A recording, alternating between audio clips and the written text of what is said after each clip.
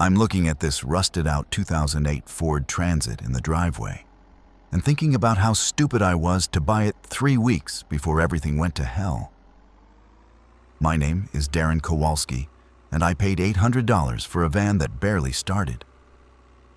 The guy selling it, some tweaker named Rick with half his teeth missing, swore it ran fine. He was lying. Of course he was lying. But I needed something, anything, to haul my painting equipment after my truck got repossessed. And $800 was what I had left after rent. That was March. It's October now. That piece of shit van is the only reason I'm still breathing.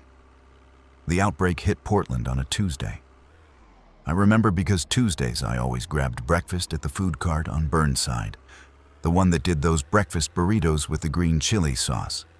I was in line, half asleep, phone dead because I forgot to charge it overnight, when I heard the screaming. Not normal screaming, the kind that makes your stomach drop. I turned around and saw this woman in a business suit running down the sidewalk, one shoe missing, blood all over her white blouse. Behind her came this guy in a hospital gown, moving wrong, jerking forward like his joints didn't work right anymore. His jaw hung open too wide, and there was this sound coming from his throat, this wet clicking that wasn't human. He caught her at the corner. I watched him pull her down, watched him bite into her neck, and she stopped screaming and started making this gurgling sound, and everyone around me just stood there, frozen, unable to process what we were seeing. Then someone else screamed. People started running, and I ran too, away from the food cart, away from the woman on the ground, away from that thing that used to be a person. I ran 6 blocks before I realized I was running toward my apartment, toward the van parked in the driveway of the house I rented a room in. The van that barely started. I got there wheezing, hands shaking so bad I dropped my keys twice trying to unlock the side door. Mrs. Chen, who owned the house, was standing on her porch with her phone pressed to her ear, yelling in Mandarin, and I could hear more screaming a few streets over. Sirens everywhere. Helicopters overhead. The van started on the 4th try. It always took 4 tries. This whole ritual of pumping the gas pedal 3 times, waiting 5 seconds, then turning the key while whispering, "Come on, you piece of shit," like a prayer. The engine coughed, died, coughed again, caught. Black smoke belched from the exhaust. I didn't know where I was going. I just drove. The radio was all emergency broadcasts within an hour. Stay inside. Lock your doors. Do not approach anyone displaying aggressive behavior. Do not attempt to help injured individuals. The virus spreads through bites and fluid contact. The National Guard is mobilizing. Stay calm. Stay inside. I drove east, away from downtown, watching the city tear itself apart in my rearview mirror. Fires starting, cars crashing, people running in every direction. I saw a cop shooting at something I couldn't see. His hands shaking so bad he could barely hold his gun. I ended up in Gresham, in the parking lot of a closed-down bowling alley, sitting in the van with the engine running because I was too scared to turn it off in case it wouldn't start again. That's where I spent the first night, listening to people screaming in the distance, watching the orange glow of fires spreading across the city. By morning, the screaming had mostly stopped.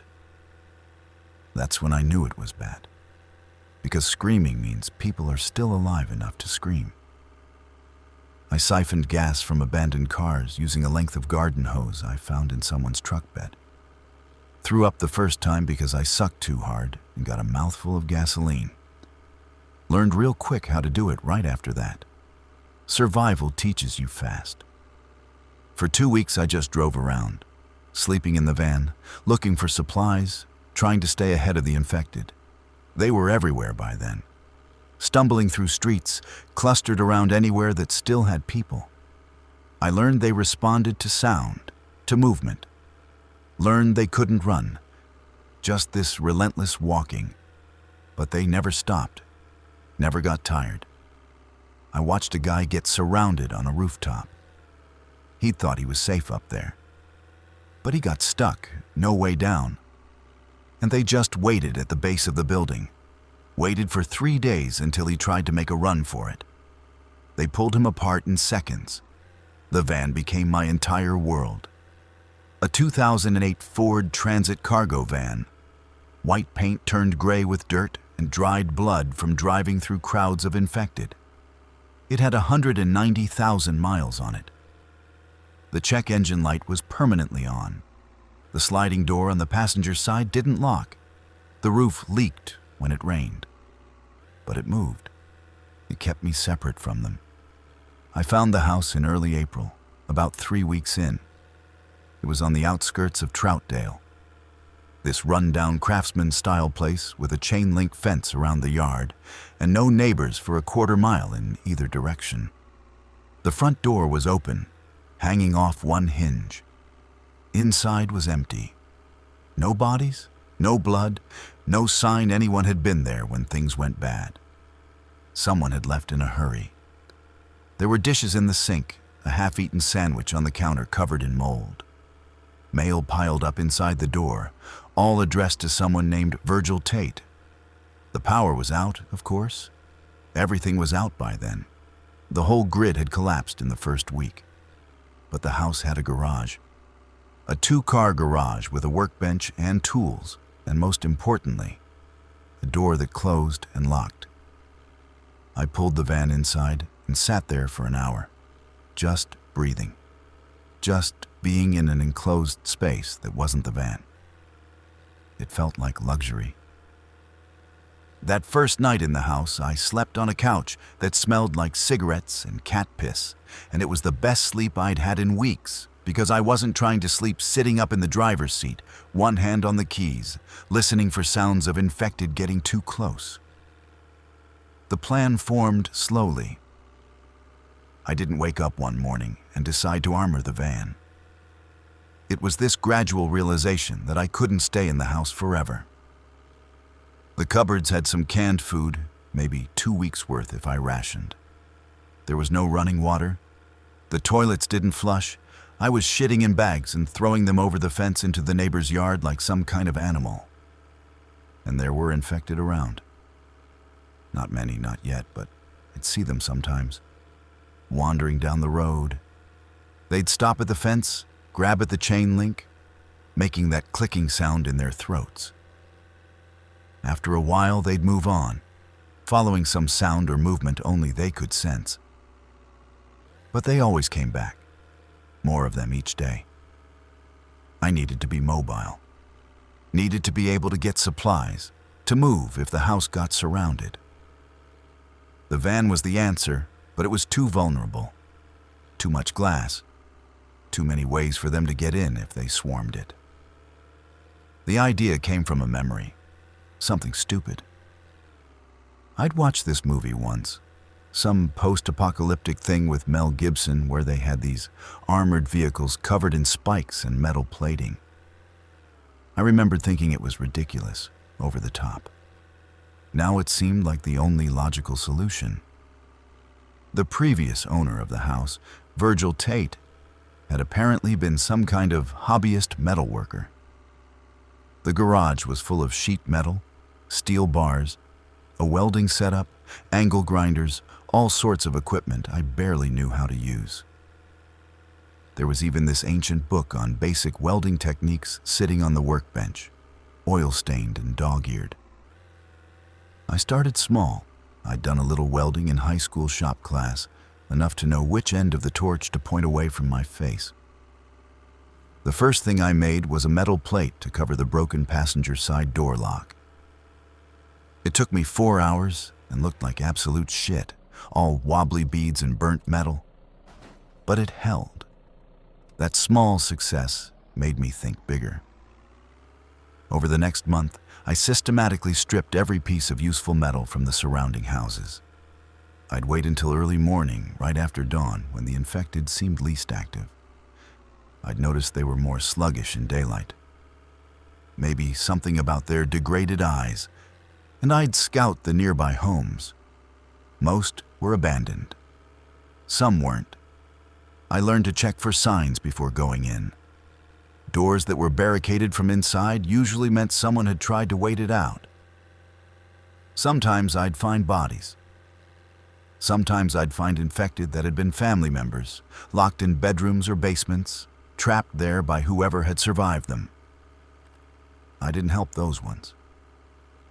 Didn't put them down, or whatever you want to call it. I just left. I wasn't ready for that kind of thing yet. From those houses, I pulled aluminum siding, steel fence posts, old road signs, even the sides of washing machines and dryers. Anything metal, anything I could cut and shape and weld. I dragged it all back to the garage, sometimes making 3 or 4 trips for the heavy stuff. The welding got better with practice. I learned how to make clean beads, how to prep the metal so it bonded right, how to not set myself on fire quite as often. The book helped. Trial and error helped more. I started with the windows. Cut sections of sheet metal to fit over every window in the van, leaving narrow, horizontal slits so I could still see out. I welded them directly to the frame, making them permanent.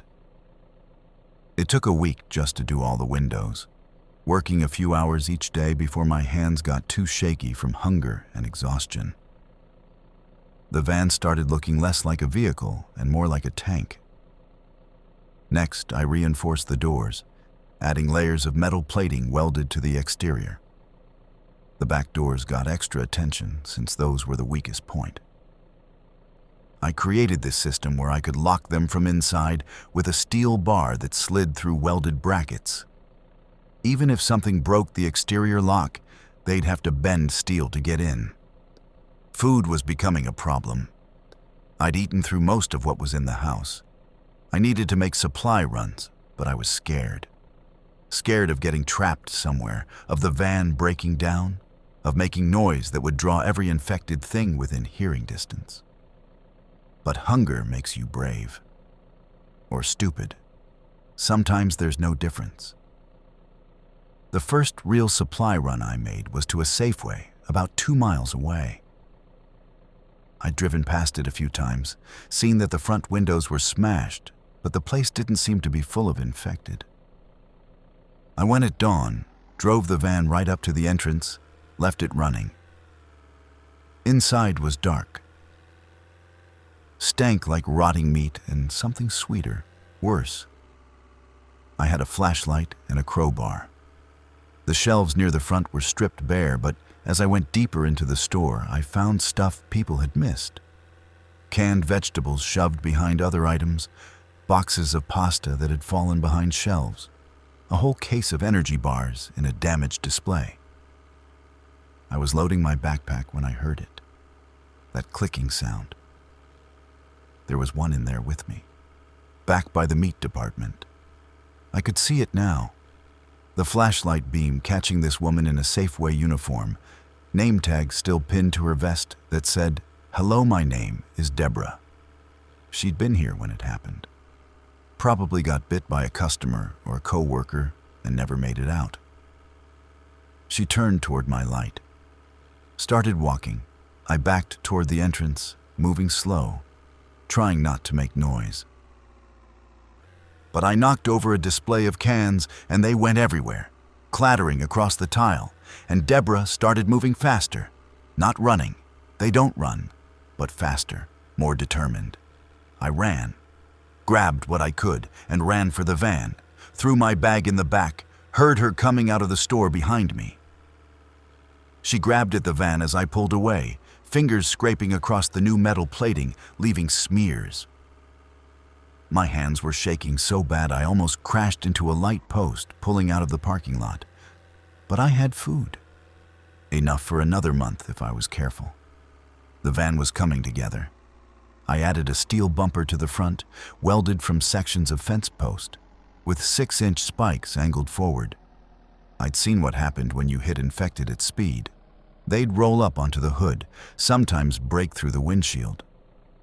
The spikes would prevent that, would impale them before they could become a problem.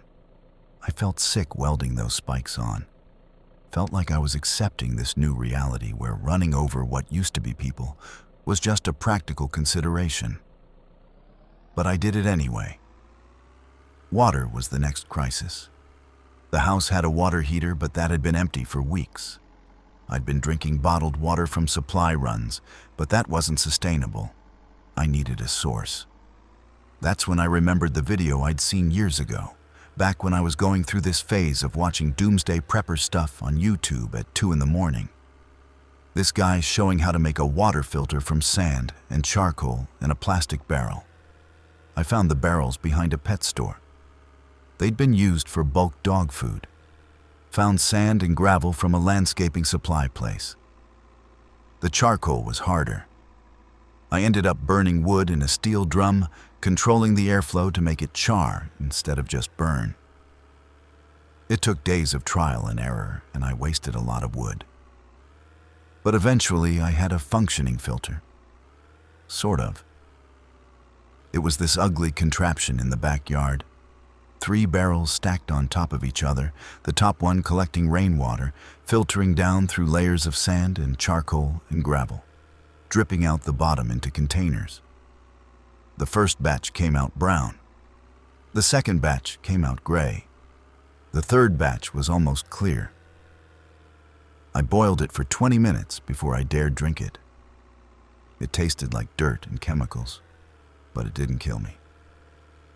I also rigged a catchment system on the roof of the house using gutters and tarps, funneling rainwater into storage containers. Oregon gets a lot of rain. At least that was one thing this apocalypse hadn't taken away. By June, the van was almost unrecognizable. The paint was covered by layers of welded metal. The original windows were gone, replaced by armored slits. The sliding door was welded shut permanently.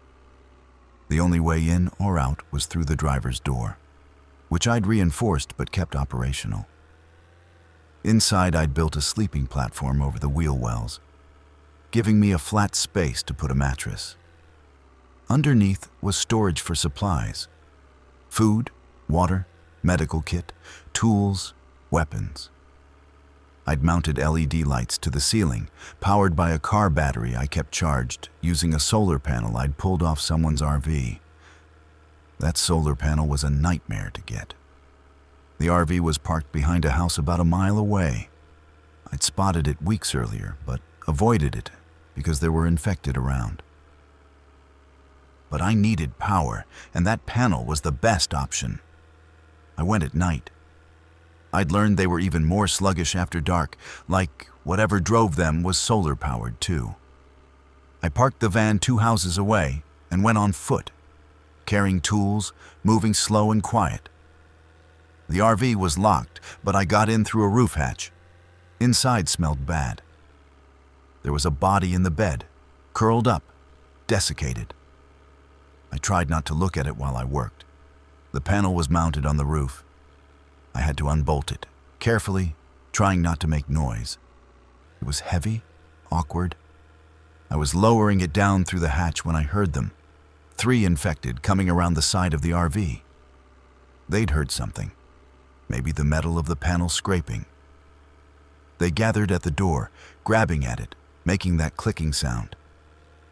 I froze on the roof, holding this solar panel, arms burning. They couldn't reach me, but they knew I was there. They pressed against the RV, and it rocked slightly under their weight. I waited. 10 minutes. 20.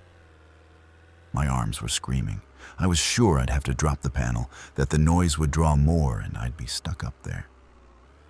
But eventually, they wandered off, drawn by some other stimulus. I got the panel down, dragged it back to the van, every shadow making me jump. Installing it on the roof of the house took another week. I built a frame from 2x4s, angled it south, mounted the panel, ran wires down to a charge controller and battery bank I'd assembled from car batteries. It wasn't pretty, and it probably violated every electrical code ever written, but it worked. I had power. Not much, but enough to charge batteries, run lights for a few hours, maybe power a small fan. It felt like victory. The van became more than transportation. It became proof that I could adapt, could build something in this ruined world. Every piece of metal I welded on was me saying I wasn't done yet, wasn't giving up. I added mesh screens over the exhaust and air intake, preventing anything from crawling in. I reinforced the suspension because the armor added a lot of weight. I replaced the tires with heavy-duty ones pulled from a work truck, better for running over debris. The spikes on the front got tested in late June. I was coming back from a supply run to a pharmacy. I'd been looking for antibiotics, gauze, anything medical. And I turned onto a street that was full of them. 20, 30 infected, maybe more, clustered around an overturned ambulance. I should have backed up, found another route. But they'd seen me and they were moving toward the van, and there were more behind me now, coming out of houses. I was boxed in. So I drove forward, hit the gas, and drove right into them. The spikes worked. The first ones hit impaled immediately, bodies jerking as the steel punched through ribs and spines. The van bucked as I ran over others, the reinforced bumper crushing legs and hips. Something grabbed at the driver's side door, but the metal plating meant it couldn't find purchase. I kept the gas down, pushing through, the van rocking and shuddering, horrible scraping sounds as bodies went under the wheels. Something cracked against the windshield. I'd reinforced it with welded bars, but held.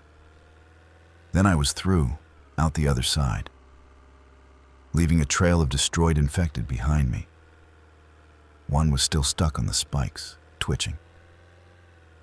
I had to drive to an empty lot and use a long pole to push it off. I threw up after that, sat in the van shaking for an hour, but the van had held, had protected me. That night, I added more spikes. Life fell into a routine. Wake up at dawn, check the perimeter of the property from the house windows, collect water from the filtration system, eat a small breakfast, usually canned vegetables or beans, sometimes rice if I had fuel to cook. Plan the day's activities. Some days I worked on the van, adding improvements, fixing things that broke. Some days I made supply runs, carefully mapping out routes, identifying locations that might have useful items.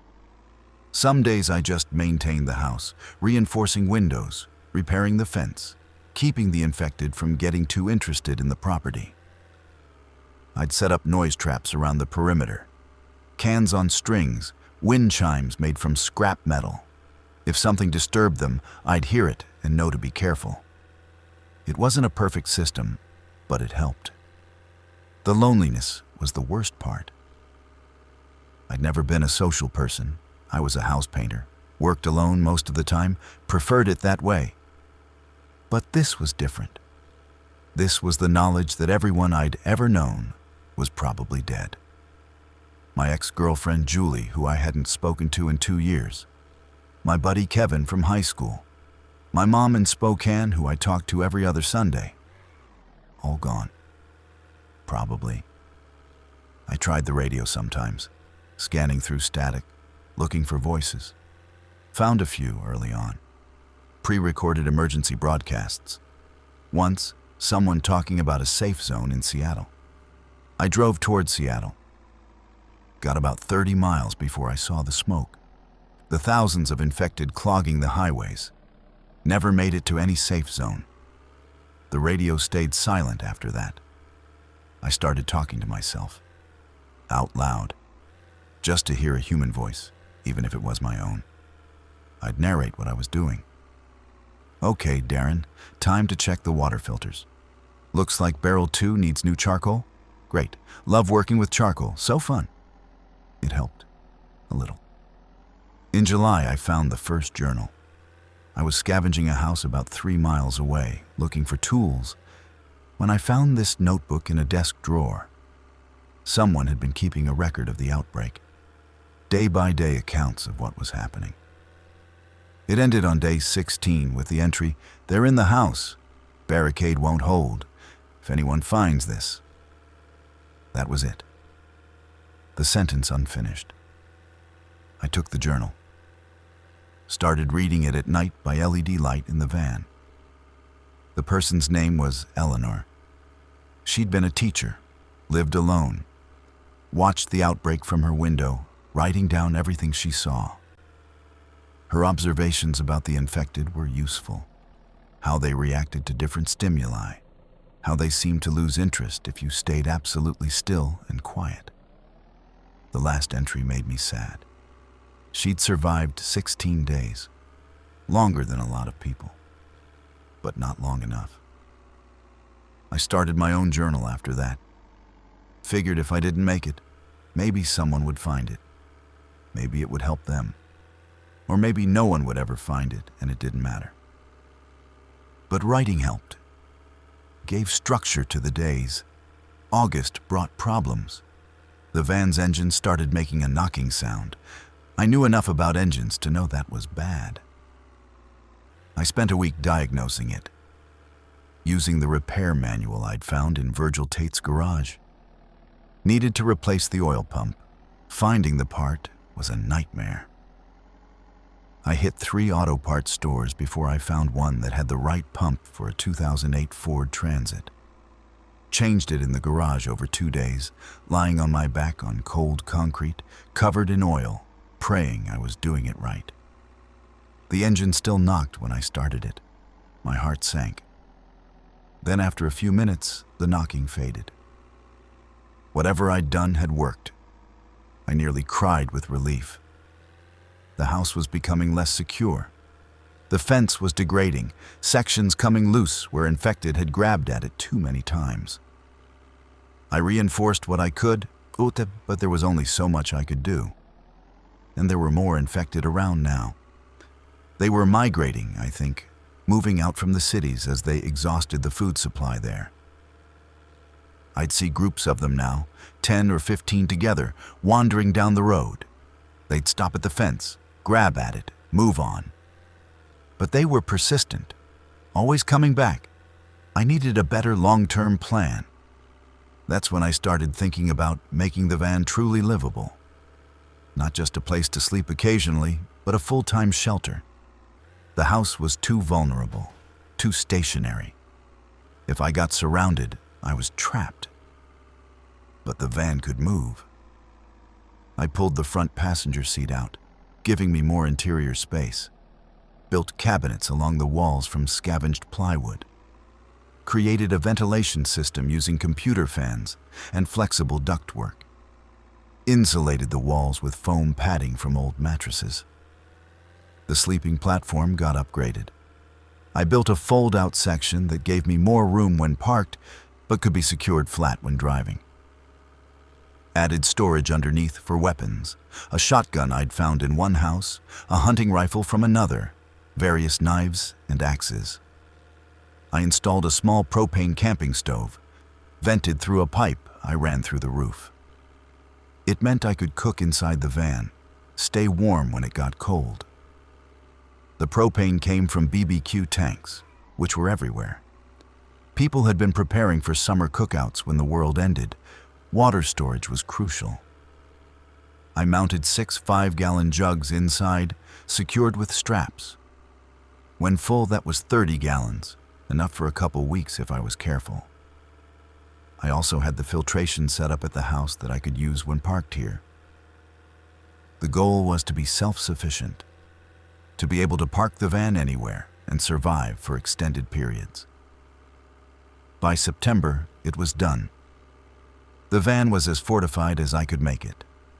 Armored exterior, secured interior, supplies for weeks, multiple redundant systems. It looked like something out of a Mad Max movie, but uglier, more cobbled together. I tested it. Spent 3 days parked in a Walmart parking lot on the other side of Gresham, living entirely out of the van. Cooking meals on the propane stove. Sleeping on the platform. Using a bucket with a lid for a toilet. Gross, but functional. The van held up, stayed secure. A few infected wandered past, but didn't pay much attention. I was just another dead vehicle in a parking lot full of dead vehicles. On the third night, I heard voices. Actual human voices. I looked out through the viewing slits and saw them. 3 people, 2 men and a woman, moving through the parking lot with flashlights. They were armed, rifles. They were checking cars, looking for supplies.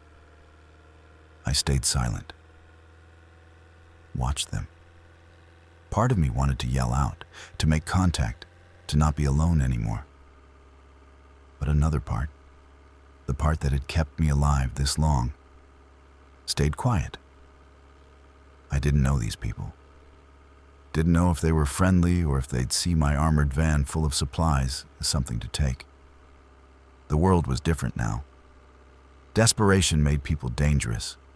They spent an hour in the parking lot, got within 20 feet of the van. One of them even shined a light on it, but the armored exterior must have made it look abandoned because they moved on. After they left, I sat in the dark, listening to my heart pound, thinking about that choice. To stay hidden, to not reach out. I told myself it was the smart choice, the safe choice. But it felt lonely as hell. I drove back to the house the next morning. October now. 6 months since it started. The house is still standing. The van is parked in the garage, ready. I've got supplies for another few months if I ration carefully. But things are changing. There are fewer infected around lately. I think they're migrating south, following some instinct, or maybe just wandering randomly. The ones that remain are deteriorating. I've noticed they move slower, some falling apart, limbs not working right anymore. Maybe they won't last forever. Maybe whatever animates them burns out eventually. Or maybe I'm just being optimistic. I still make supply runs twice a week. There's a routine to it now. I know which places are safe, which are risky. I know how to move quietly, how to avoid attracting attention. I know the sound of the van's engine so well, I can tell when something's wrong by the pitch. Last week I found a library. The windows were intact, the door locked. I broke in carefully, quietly. Inside was untouched. Thousands of books just sitting there. I took 10. Random choices. Fiction, non-fiction, didn't matter. Just having something to read that wasn't technical manuals or old journals felt like luxury. I've been reading at night, by LED light, rationing the pages so they last. There's this weird peace in it. Sitting in the van, the world gone to shit outside, reading about imaginary problems in imaginary places. It reminds me there used to be other things to worry about besides survival. I think about the future sometimes.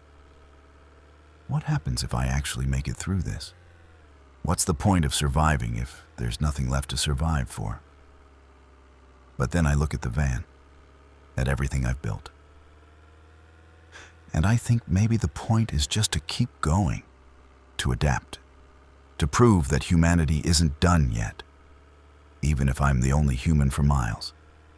The van is my fortress, my shelter, my escape route, my proof that I'm still alive, still fighting. And as long as it keeps running, I keep running. That's the deal I've made. The rain started in early October and hasn't really stopped since. This is typical for Oregon. I used to hate it, all those gray days, the constant drizzle. Now I'm grateful. The water collection system fills up fast. The infected seem even more sluggish in the rain, like the water weighs them down. I've been working on the van's interior, making it more livable. I found a small TV and a DVD player in someone's house. Got it wired up to the battery system, found a box of DVDs. Now I can watch movies at night. Keeping the volume low, headphones on. It's strange, sitting in an armored van in a garage in the apocalypse, watching romantic comedies from 2005. But it helps. Reminds me what normal used to be. Last supply run was to a sporting goods store about 4 miles away. I needed warmer clothes. Winter was coming and the van's insulation was okay, but not great. I found thermal underwear, winter coats, wool socks. Also found a compound bow and about 40 arrows. I'm not a hunter, never was. But I've been practicing in the backyard, shooting at a target I made from a cardboard box. If I can get decent with the bow, I can hunt quietly. Gunshots draw infected from miles away. So far, I've shot 1 squirrel. It took me 11 arrows, and the meat was barely worth the effort. But it was fresh protein, and I haven't had that in months. There's a house about half a mile from here, bigger than the others, set back from the road. I've been watching it for weeks. There's smoke sometimes, coming from the chimney. Someone's alive in there. I don't know what to do about it. Part of me wants to make contact. Part of me remembers those people in the Walmart parking lot and stays cautious. Yesterday, I drove past slowly. Saw someone in the window. Just a silhouette. They saw the van. I kept driving. Today there's a note stabbed into a post near my driveway, written in Sharpie on cardboard. If you're friendly, honk twice tomorrow noon. I've been staring at this note for an hour. It could be genuine. Could be someone else surviving, wanting to trade, to share information. Could be the start of something like community. Or it could be a trap. A way to figure out if the van is occupied, where I am, what I have. I don't know what I'm going to do. The van sits in the garage, engine cold. I've got 12 hours to decide. I honked. Noon came, and I sat in the driver's seat, hands on the wheel, and I honked twice. Short blasts that echoed across the empty neighborhood. Then I waited, engine running, ready to move if needed. 5 minutes later, I saw them coming down the road. 2 people, a man and a woman, both carrying rifles, but with the barrels pointed down. They stopped about 30 feet from the fence. The man was tall, maybe 40, with a beard that had grown wild. The woman was younger, 30s, with short dark hair. They looked tired. Everyone looks tired now. "You in the van," the man called out. "Can you hear me?" I rolled down the driver's window. "Just a crack." "I can hear you. We live in the White House up the road. We've been watching you, seen you making supply runs. You alone?" I hesitated. "Yeah." "Me too. I mean, us too. Just us two." He gestured at the woman. "This is Marin. I'm Philip." Marin waved. It was such a normal gesture that it almost made me laugh. "Darren," I said. "That's quite a vehicle, Darren. It works." "We've been out here 3 months," Philip continued. "Haven't seen anyone else alive. Lots of infected, lots of corpses, but no living people. You're the first." "Same here. Well, I saw some people back in September, but they didn't see me." Marin spoke up. "We're not trying to take anything from you. We just wanted to make contact. Let you know we're here. We've got supplies, power, water. If you ever need anything, or if we need anything, maybe we could help each other." It was such a reasonable proposition, neighborly even in this world where neighbors didn't exist anymore. "Okay," I said. "That sounds okay." We talked for 20 minutes, stood there with 30 feet between us, shouting over the distance, and shared information. They told me about the area to the west.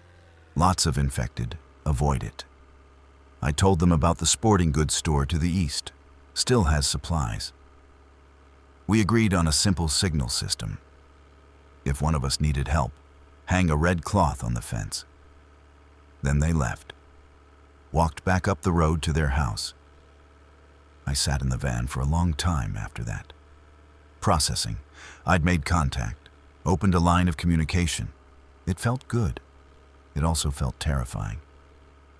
But I'd done it. That night, I slept better than I had in weeks. Philip and Maren became distant friends. We didn't see each other often. Maybe once a week, one of them would walk down and we'd talk through the fence, share information about supply locations, warn each other about infected movements. They'd been living together when it started, co-workers at some tech company in Portland. When everything fell apart, they both ended up at Philip's house in Troutdale and decided to stick together.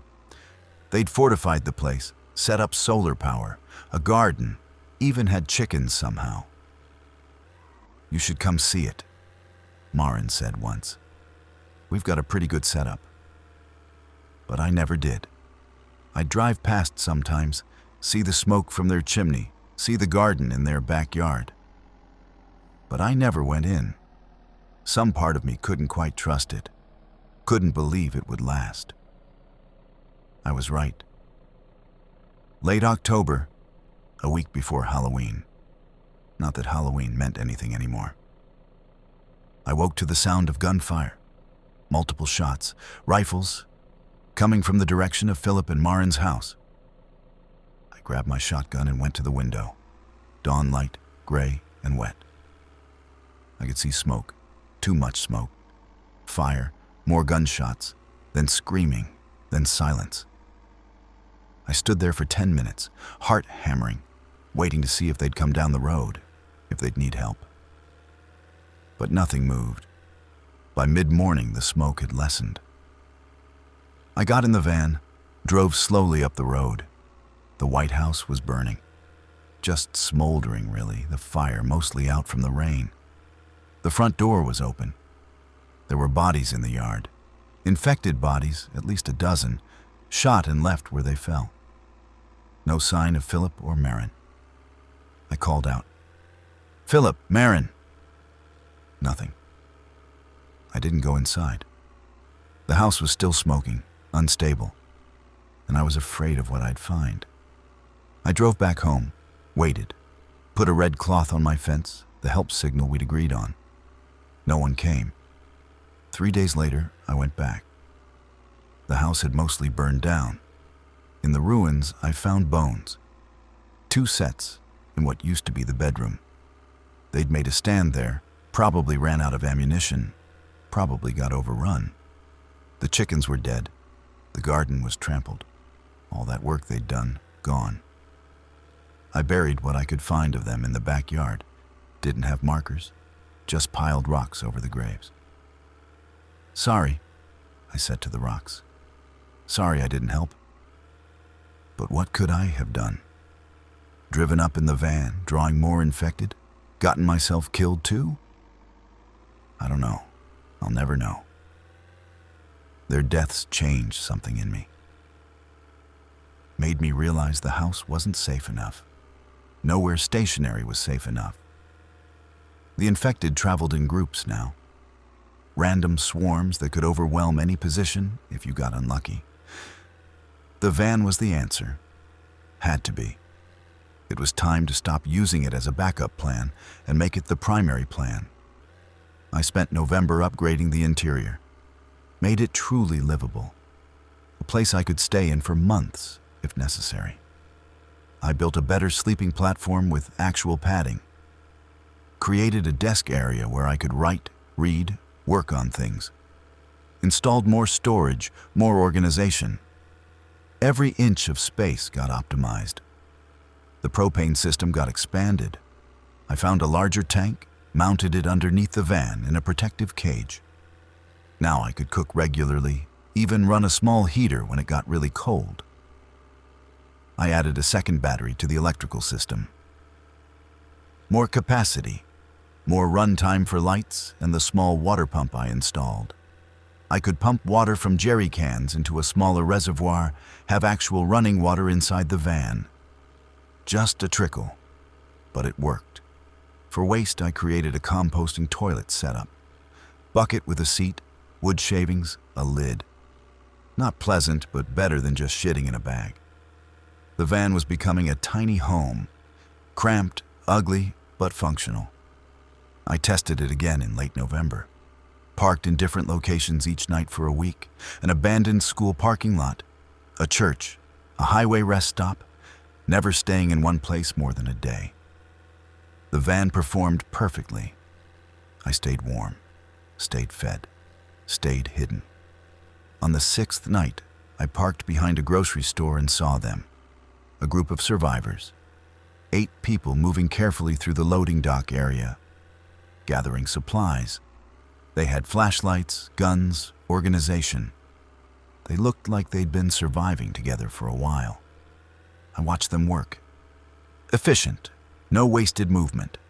They posted guards while others loaded supplies into a pickup truck. Part of me wanted to reveal myself, to try to join them. 8 people would be safer than 1. Could accomplish more, could actually build something. But I remembered Philip and Marin. Remembered those people in the Walmart lot. Remembered that other people meant complications, meant having to trust, meant vulnerability. I stayed hidden. They left after an hour. I never saw them again. December brought snow. Not much. Oregon doesn't get much snow, but enough to make everything harder. The infected moved slower in the cold, which was good. But so did I. So did the van. I had to make modifications. Winter tires I'd scavenged weren't enough. I added chains, found them at a tire shop, figured out how to put them on through trial and error and a lot of cursing. The cold tested every system. The water froze in the lines. I had to drain everything at night, refill in the morning. The batteries held less charge. The propane worked fine, but I was going through it faster, running the heater more. I stayed parked at the house through most of December. The van sat in the garage, ready but not needed. I burned wood in the fireplace to stay warm, rationed my food carefully. Christmas came. I marked it in my journal. December 25th. Wrote Christmas and sat there staring at the word. Last Christmas, I'd been at my mom's house in Spokane. Turkey dinner, terrible sweaters. My aunt drunk by noon. All the normal family dysfunction that I'd complained about at the time. I'd give anything for that now. I opened a can of fruit cocktail, ate it cold. It was my Christmas dinner. The journal entry that night was short. I'm still here. That's something. New Year came. 2025 became 2026. I sat in the van and watched the clock tick over on the battery-powered watch I'd found. No fireworks, no celebration. Just another day that happened to mark a calendar change. In the morning, I made a decision. I needed to expand my range. The immediate area was picked over. I needed to go further out, find new supply sources. I packed the van for an extended trip. Full load of water, food for 2 weeks, extra fuel in jerry cans, weapons, tools, everything I might need. I left a note in the house, just in case. Gone exploring. Back in 2 weeks. Darren. Who I was leaving it for, I don't know. Maybe myself. I drove east, away from Portland, away from the suburbs, into smaller towns and rural areas. The roads were mostly clear. I'd learned to navigate around abandoned cars, could slalom through traffic jams without slowing much. The infected were sparser out here. Fewer people had lived here, so fewer infected. But they were there. I'd see them sometimes, standing in fields, alone, like they'd just wandered until they stopped. I found a town called Boring. Actually called Boring. Population 1,200 before. Population unknown now. The main street was empty. Cars parked normally, like people had just stepped away. A few infected wandered around. I drove slowly, looking for targets. There was a hardware store, windows intact, door closed. And I parked the van right in front, left it running, went inside. Jackpot. The place was untouched. Power tools, hand tools, lumber, screws, nails, everything. I loaded the van with anything useful. Took me 3 trips to clear out what I wanted. Found a pharmacy next door, also untouched. I filled bags with medications, antibiotics, painkillers, bandages, disinfectant. Stuff that might save my life someday. There was a grocery store. Mostly empty, but I found canned goods in the back stockroom. Cases of soup, vegetables, beans. I took it all. By evening, the van was stuffed. I'd hit the carrying capacity, the suspension sagging under the weight. I drove to the edge of town and parked behind an old barn, out of sight.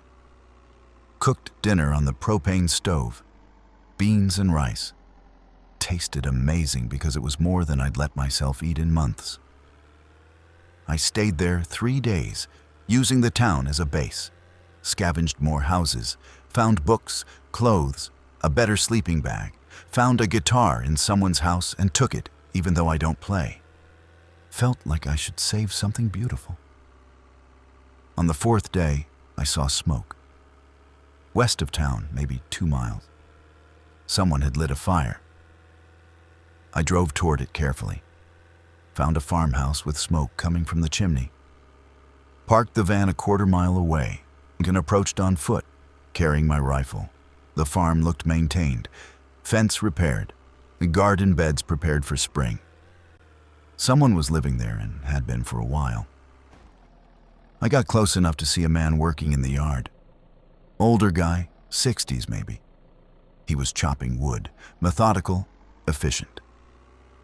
I was about to call out when I saw the others. 3 infected, coming across the field toward the farm. The man hadn't noticed them yet. I had a choice: call out a warning, reveal myself, or stay hidden, see what happened. I called out, "Hey, behind you!" The man spun, saw the infected, grabbed an axe leaning against the woodpile. He moved toward them calmly, like this was routine. He killed all 3 with the axe. Quick, practiced. Then he turned to where I was hidden. "You can come out," he called. "I know you're there."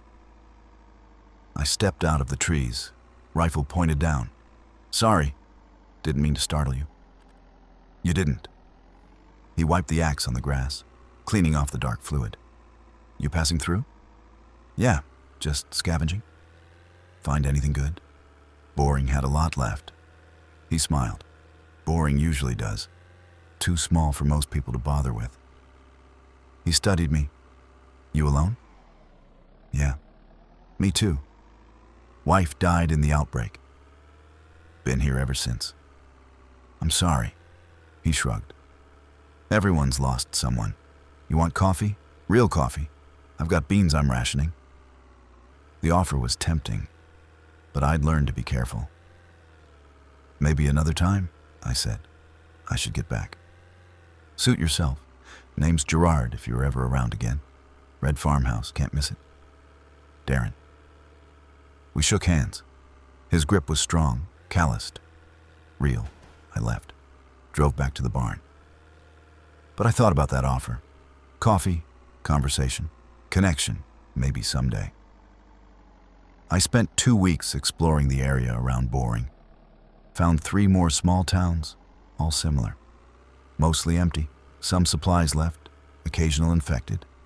No other living people except Gerard. I went back to see him on day 12. He made good on the coffee.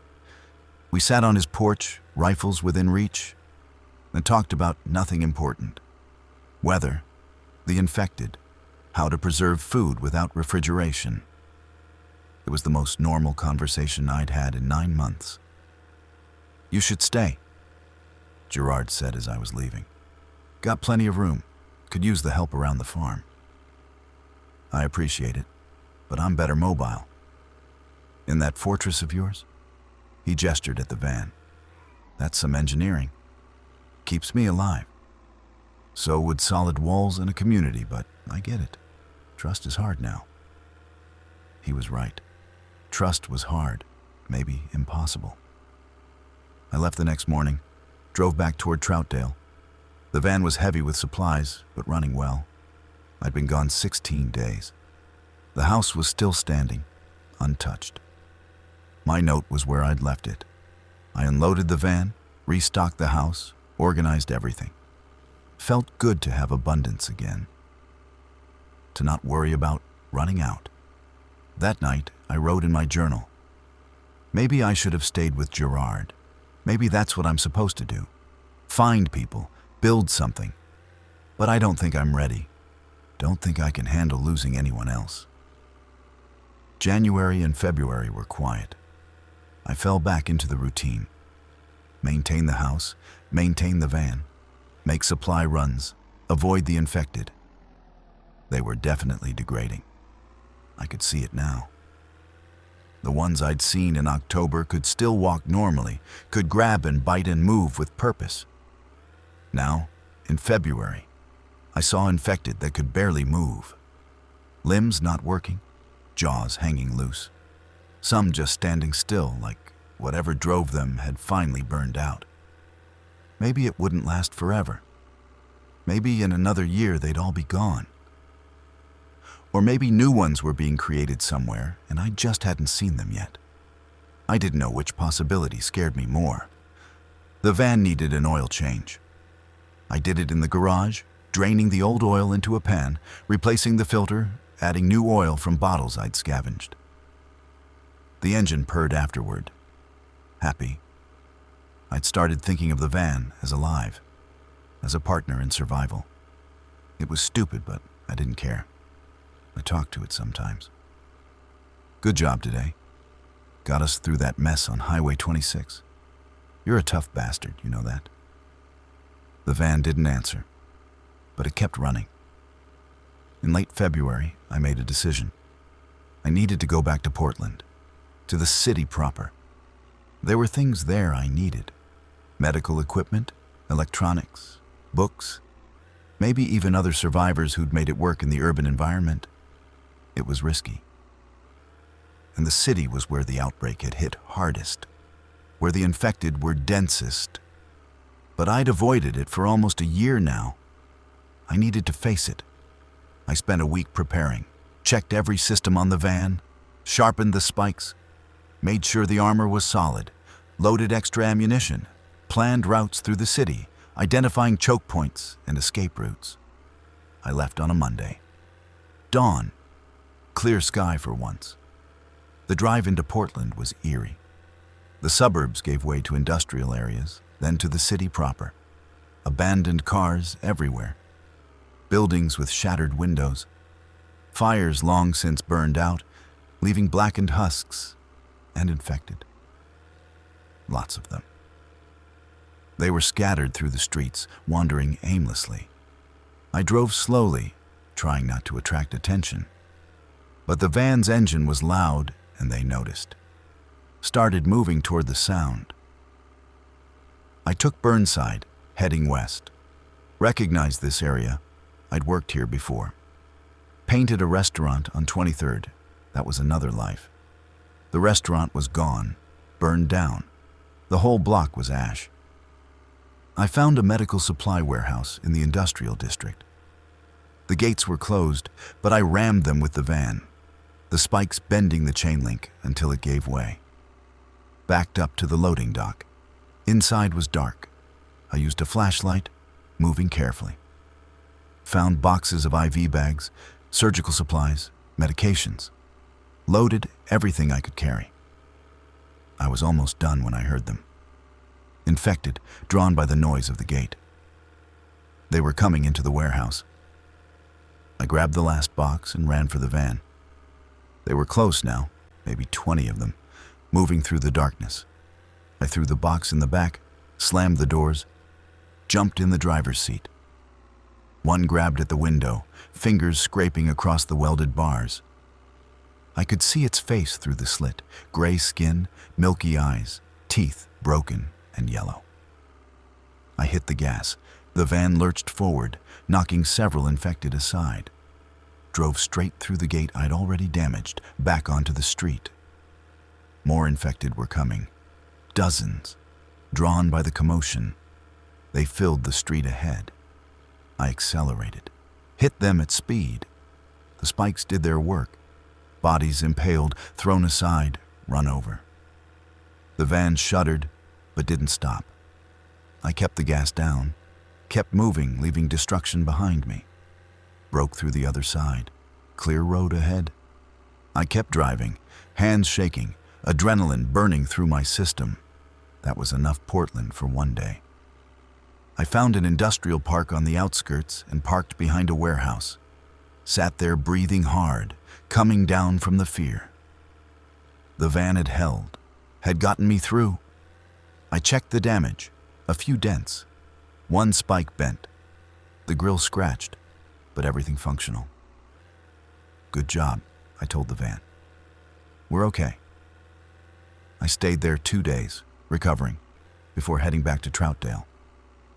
March brought signs of spring, warmer temperatures, rain instead of snow, plants starting to grow in the abandoned yards. I started a garden at the house. Seemed stupid maybe, planting vegetables when the world had ended. But I had seeds from scavenged stores and empty garden beds and nothing but time. I planted tomatoes, beans, squash, carrots. Watered them with the filtered rainwater. Watched them grow. It felt hopeful, like believing in a future. Gerard came to visit in mid-March. Drove down in an old pickup truck, brought fresh eggs from his chickens. Wanted to check on you, he said. Heard some commotion from this direction last month. Thought maybe you'd run into trouble. Went into Portland, got what I needed. Portland's bad news. Yeah, figured that out. We traded supplies. I gave him medical supplies from the warehouse. He gave me eggs and vegetables from his farm. It felt good, like the beginning of an economy. You ever think about what comes next? Gerard asked. After all this? Sometimes. Don't let myself think about it too much. I think about it a lot. Think maybe we're supposed to rebuild, start over, do it better this time. Maybe. You're invited, you know, to the farm. Offer stands. I know. Thank you. He left at sunset. I watched his taillights disappear down the road. That night, I wrote in my journal, Gerard's right. We should rebuild. But I don't know how to trust that. Don't know how to stop being ready to run. April, 1 year since the outbreak. I marked the date in my journal, April 15th, 2026. 1 year, I'd survived. Against everything, I'd made it. The van sat in the garage, faithful as ever. I'd put over 5,000 miles on it since the outbreak, most of them just circling the same 100 square mile area. Scavenging, surviving. The house was secure. The garden was growing. I had supplies for months. Solar power, clean water, weapons, knowledge. I should have felt accomplished, should have felt victorious. Instead, I just felt tired. Tired of being alone. Tired of the constant vigilance. Tired of sleeping with a shotgun within reach. Tired of jumping at every sound. I thought about Philip and Marin, about their attempt to build something normal. It had failed, but they'd tried. I thought about Gerard, alone on his farm, still trying to maintain some kind of life. I thought about those 8 people I'd seen behind the grocery store, working together. Maybe survival wasn't enough anymore. Maybe I needed more than just staying alive. The next morning, I drove to Gerard's farm. He was working in his garden when I pulled up. Stood up, wiped his hands on his jeans, smiled. Darren, good to see you. About that offer, I said. To stay here, help out. Is it still open? His smile widened. Yeah, it is.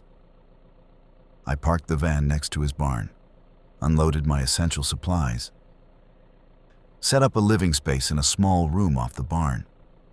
But I kept the van ready, fueled, maintained, just in case. Some habits die hard. Living with Gerard was an adjustment. I'd been alone for so long that having another person around felt strange, uncomfortable at first. But Gerard gave me space. We worked during the day, him on the farm tasks, me on maintenance and improvements. We ate dinner together, talked sometimes, were silent sometimes. It was almost normal. He taught me farming, how to care for the chickens, how to tend the garden properly, how to preserve food for winter. Skills I'd never needed before, but were essential now. I taught him what I knew: welding, engine repair, electrical systems. We improved the farm's defenses together, built better fences, installed early warning systems. The infected came by occasionally. We dealt with them. 2 people were better than 1 for that. By May, I was sleeping through most nights without waking up ready to run. The constant anxiety was fading, but I still checked on the van every day, made sure it was ready. Gerard noticed but never commented. In June, we saw smoke on the horizon, east of us, maybe 10 miles. Big smoke, like a town burning.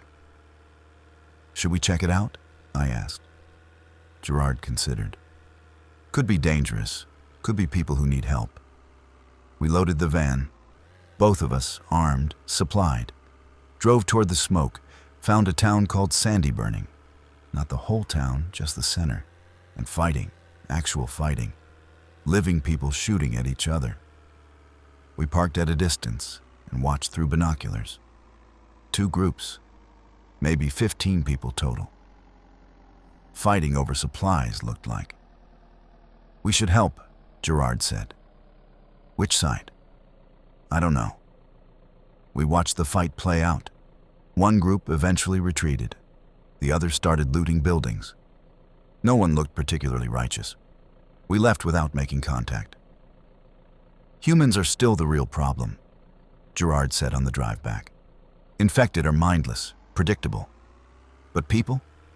People are complicated. He was right. Summer was productive. The garden flourished. The chickens laid eggs. Gerard and I built a greenhouse from salvaged materials. We were producing food, becoming more self-sufficient. Other survivors started appearing. We'd see smoke from other properties sometimes, occasional vehicles on the roads. Some kept to themselves. Some tried to trade. We were cautious, but open. A woman named Iris came by in July. Lived about 5 miles south. Had a dairy cow and wanted to trade milk for vegetables. We agreed. Then a couple, Aldous and Patrice. They'd been hiding in a church, ran out of supplies. We gave them food, directions to other survivors. Slowly, without planning it, a network was forming. People helping each other, trading, sharing information. It wasn't a community, not yet. But it was something. Gerard proposed the idea in August. We should organize, have regular meetings, share resources properly, watch out for each other. I was hesitant. Organizations fall apart. People fight over power. Or they work together and survive better. We had the first meeting at the farm. 7 people showed up. Gerard, me, Iris, Aldous, and Patrice, and 2 others I hadn't met before. We talked about supply routes, about infected movements, about threats, about helping each other. It was awkward, tense. Everyone was suspicious, protective of their resources. But it happened. We agreed to meet again next month. September brought the first real test. A group of raiders came through. 10 people, heavily armed, not interested in trading, interested in taking. They hit Iris's place first, stole her cow, her supplies, beat her up when she resisted, She made it to the farm on foot, bleeding, traumatized, told us what happened. Gerard wanted to go after them. I was hesitant. This is what communities do, Gerard said. They protect each other. He was right, but it was dangerous. We gathered the others, 8 of us total, armed ourselves, tracked the raiders east, found them camped in an old school. They had supplies from multiple farms, had been hitting survivors all over the area. We had surprise on our side, hit them at dawn. It was brief, if violent. 3 of them died. The rest ran. We took back what they'd stolen, returned it to the people they'd taken it from. Iris cried when we brought her cow back. That fight changed things, showed we could work together, could defend ourselves. The next meeting had 12 people, then 15, then 20. We weren't just survivors anymore. We were becoming something more. October again. 18 months since the outbreak. The infected were rare now. Most had degraded to the point of immobility. The threat wasn't gone, but it was manageable. The real work now was rebuilding. Relearning how to live with other people. How to trust. How to create something lasting. I still kept the van ready. Still checked it daily. Still slept with weapons in reach. Gerard noticed. You know you can relax now, right? We're safe here. Safe is relative. You planning to run? No, but I'm ready to if I need to. He nodded. I get it. Whatever helps you feel secure. The van sat in the barn, still armored, still maintained, a reminder of what I'd survived. But I wasn't living in it anymore. That was progress. Winter came again. We'd prepared better this time, stored food, cut firewood, winterized our homes. The community had grown to 30 people. We'd established a council, rules, systems for sharing resources and resolving disputes. It wasn't perfect. People argued, disagreed, but we worked through it. I found myself taking on a role I never expected, problem solver. Because of my work with the van, people saw me as someone who could fix things, build things, make things work. I helped winterize homes, rigged solar systems, built water filters, fixed engines. It felt good, being useful, being needed. Gerard pulled me aside in December. You've changed, you know, since you first got here. How? You smile sometimes now. Didn't used to. He was right. I hadn't realized it. That night I wrote in my journal, maybe I'm healing. Maybe this is what recovery looks like. Slow, gradual. Still scared, but less so. Still ready to run, but less likely to. The second anniversary came and went. April 15th, 2028. 2 years. The community held a memorial for everyone we'd lost, the world that was gone. We shared stories, cried, remembered. Then we talked about the future, about rebuilding properly, about creating something permanent. Plans were made, a central settlement, shared infrastructure, real organization. I volunteered to help, because that's what you do. You help. The van still sits in the barn, still ready, still armored. I start it once a week. Let it run. Keep it maintained. Gerard asked me once why I bother. It's not like I need it anymore. But I do need it. Not to escape. Not anymore. I need it as a reminder of what I survived, of what I built when I had nothing, of my own capability. The van is proof that I can adapt, can overcome, can survive anything. And as long as it's ready, I'm ready for whatever comes next. Spring arrived with actual optimism this time. The settlement was taking shape. We'd cleared a section of land, started building permanent structures, real houses, a community hall, greenhouses, 40 people now. We'd absorbed smaller groups. Lone survivors who'd been holding out in isolated locations. Each one brought skills, knowledge, resources. Iris had gotten more cows. We had milk, cheese, butter.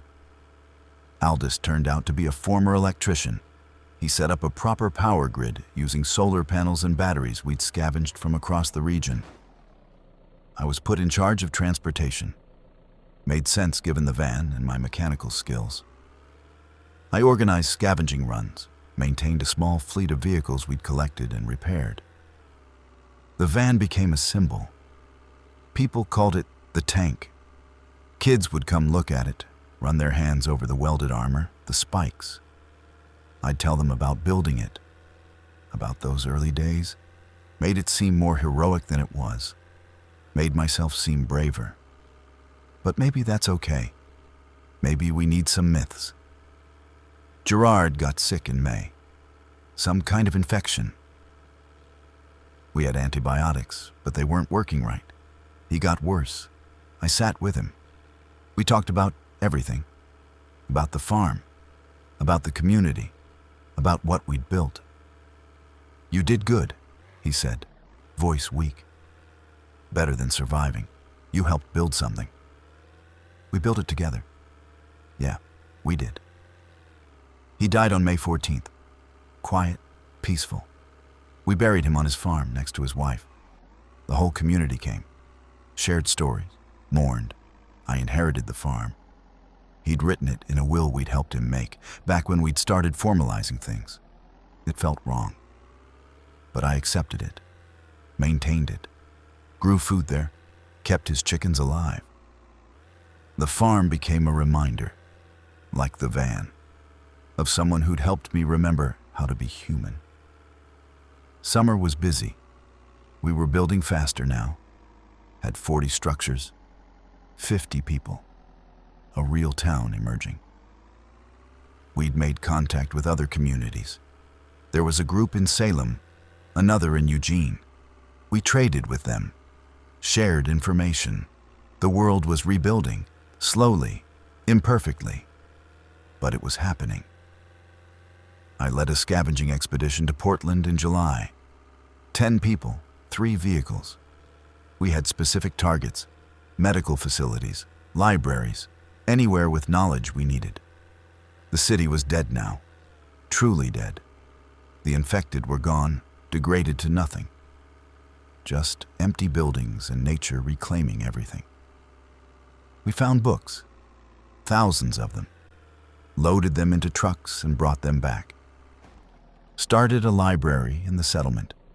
We found medical equipment, pharmaceuticals that were still good, surgical tools, X-ray machines that might work someday when we had enough power.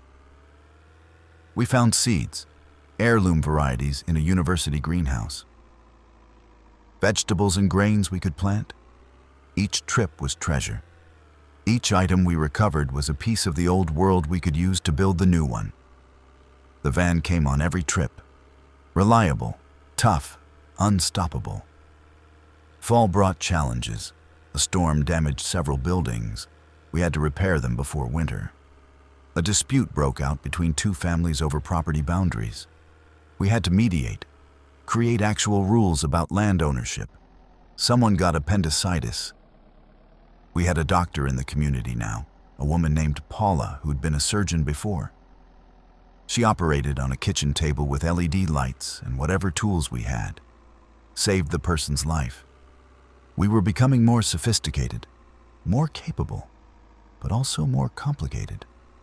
I found myself in leadership positions I never wanted.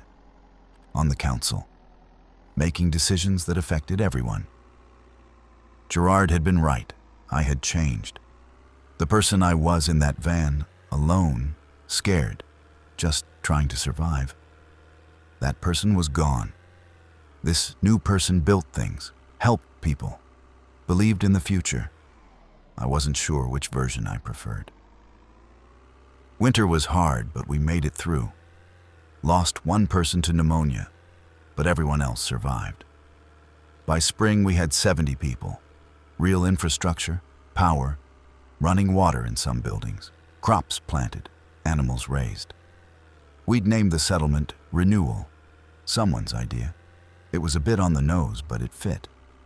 I was standing in the main hall one evening, looking at maps we'd made of the region, marking other settlements and safe routes, when I realized something. I hadn't checked on the van in weeks. I walked to the barn. It was still there, of course, parked in the corner, covered in dust. I started it. The engine turned over immediately, still reliable. But I didn't need it anymore. Not really. The next day I proposed an idea to the council. Turn the van into a mobile medical unit. Remove some of the armor, add storage for medical supplies, use it to visit other settlements, provide healthcare, trade knowledge. Everyone agreed. We spent a month modifying it. Kept the reinforced frame but removed the spikes. Added windows, actual windows, not just slits. Built cabinets inside for supplies, painted it white with a red cross. It looked completely different. Almost civilian. But underneath it was still the tank. Still that fortress I'd built when I had nothing. Paula became its primary operator.